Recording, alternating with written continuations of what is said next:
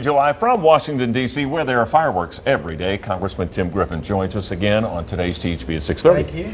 Let's talk Libya. Your position, of course, on the House Armed Services Committee has put you right in the middle of this debate, of course. The President has already exceeded the 90-day limit as contained in the War Powers Act. Do you think that the conflict there and what we're doing there should be defunded?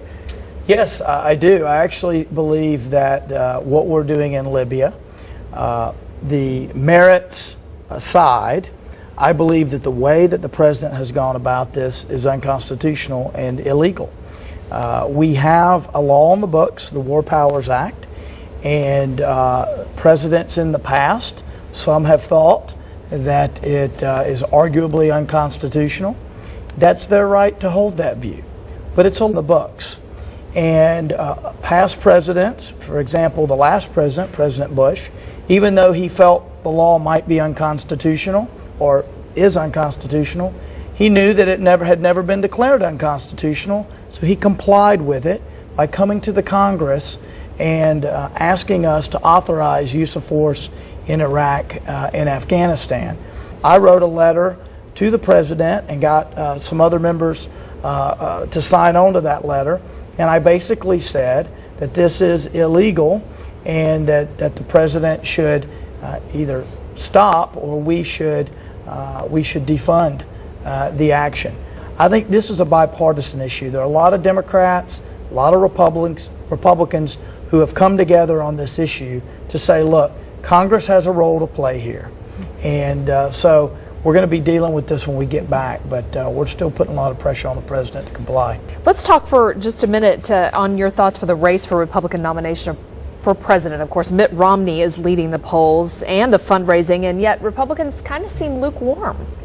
I think that you're going to see somebody else get in the race real soon, I believe. And that'd be Sarah Palin?